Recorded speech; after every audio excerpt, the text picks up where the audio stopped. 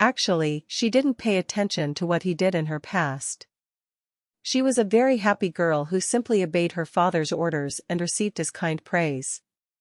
But she wouldn't be able to guess his plans easily even if he suddenly showed interest in his plans in this life.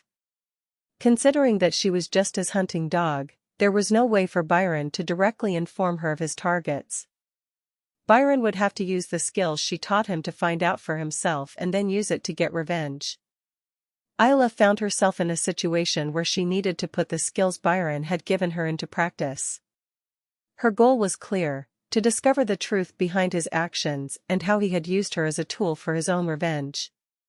Not even Byron could have predicted that Roderick would end up dying from the technique he taught him to use as a sword that would take his life. "I should thank you for doing this." Thinking so, he let out a bitter smile. "Let's relax a little first." Cloud jerked his chin. It meant running around the training field. There was no need to say anything as it was a training process that was repeated every day. Although he hadn't trained with him for quite some time, he could immediately understand what he was saying. Isla clamped her mouth shut and ran through the dusty courtyard of the fortress. After she pretended to run obediently, maybe a few laps, Cloud would leave her behind and go off to do his own business. Trust was built through years of sincere training. The belief that Isla would train her body nonstop, even without him looking, just to get her father's approval.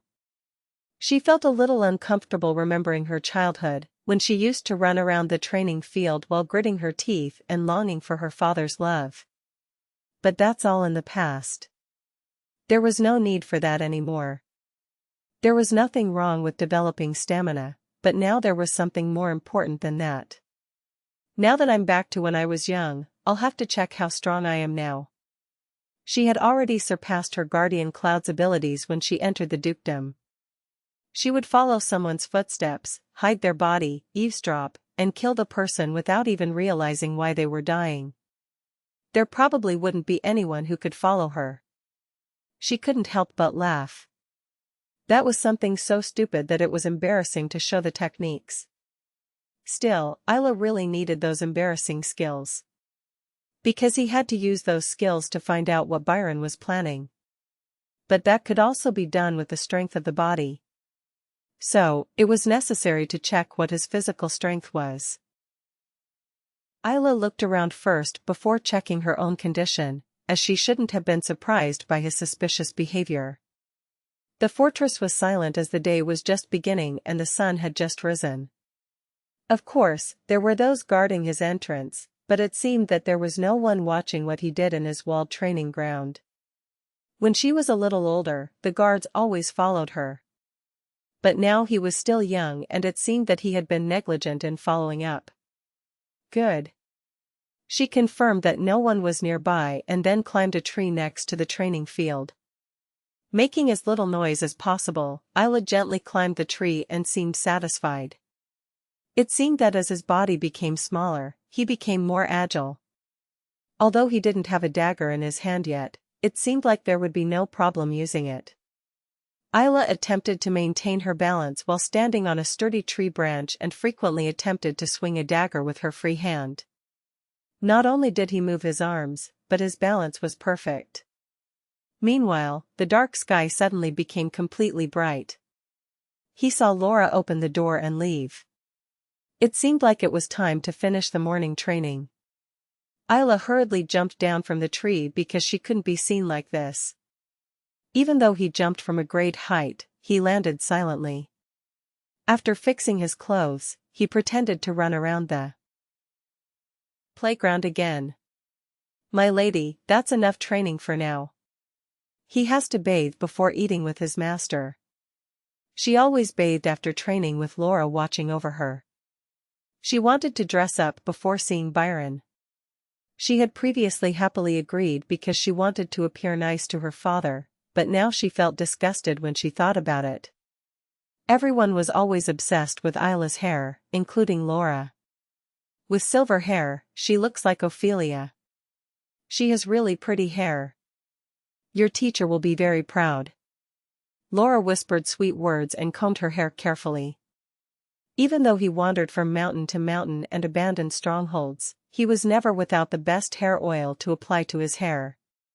Well, she had believed this to be proof of her father's love for her, and she did so with the utmost seriousness. However, it wasn't until he realized that it was simply a mysterious fascination with his mother, Ophelia, that he realized it was nothing more than that. "Aren't you happy?" Laura asked in a perplexed voice. Isla always smiled shyly when someone complimented her hair. "Happy?" Isla gave a sheepish smile as she suppressed her desire to spit in Laura's face. Only then did Laura seem satisfied and went back to concentrating on taking care of her hair. The meal with Byron was served later than breakfast, closer to lunchtime. This was because he slept constantly until the sun was high in the sky. Early in the morning, Isla had just finished her morning exercise and shower and was sitting at the table when Byron slowly and sleepily entered the dining room, as if he had just woken up. In the past, he even liked Byron's appearance very much. Her deep red hair and bright yellow eyes were soft and attractive features. She was sure that Byron was her biological father, although she couldn't see any resemblance to her. One could say that he had a noble aura that was somehow difficult to match. She was proud of the fact that Byron was her father. But now that he saw it, he had to defend himself from twisting his face. He wanted to rush in right then and there and destroy his limbs. I wanted to know why he had acted like that. However, he had to endure it. To discover Byron's plans and return safely to Roderick and Ophelia. She had to make him believe that she was still blindly following him. Then you have to endure it. Isla stimulated the facial muscles that refused to move and created an incredibly bright smile. Then he opened his mouth in a welcoming voice. "How are you, father?" She had to see a father who loved her so much and become an extremely happy girl. "Good. My daughter. Come this way." She answered Byron's call while he sat very snobby in a luxurious chair that could have been a throne. There was a recurring theme to it. He always started each day by stroking Isla's hair, regardless of her mood. And whenever her father called, she always ran with a happy face and knelt in front of him. Because in that moment she felt infinitely loved. So it had to be like this now. I knew I shouldn't hesitate. But with what he knew, his body couldn't move. Just like she lied to Roderick and Ophelia when Byron was still cheating on her and believed Roderick was her enemy. She thought she could do that in front of Byron too. No. Is the situation different from then? Roderick and Ophelia were so happy to have found their biological daughter that they just looked at her very happily even though she was acting a little uncomfortable, but Byron was different. If she showed even the slightest hint of suspicion, he would distrust Isla. That means the situation is much more dangerous now. She had to go. I had to endure his touch, no matter how disgusting it seemed. "My daughter, why don't you come?" Even with that moment of hesitation, Byron noticed something strange and made a disapproving expression. It was worth it since I had never done anything like this before. Thinking she couldn't make any more mistakes, Isla ran and knelt in front of Byron. Then he rested his arm on Byron's leg and rested his head on it as if asking for a quick pat. "Yes, it's true. You are good, my daughter." Although he hesitated for a moment, Byron seemed satisfied with his usual appearance, reached out his free hand and began to stroke her hair. Every time his touch touched her hair, she felt a shiver run down her spine. It was truly a terrible feeling. She had been really stupid in the past. How was it possible that she thought her father loved his daughter that way? Wouldn't it be nice to see a dog show affection to its owner? "Laura said you fell asleep today. That's why you didn't train much in the morning?" Byron asked with a smile. His hand stroking her hair was still very soft, but his voice was somehow sharp. "I'm sorry, father." "Did you rush to tell him?" Except when she was training, Laura always looked after her. It was not clear what time he reported it. She doesn't come right away, not even when I call her. What's happening? What is happening? Now Byron had even stopped petting her and was looking at her with cold eyes.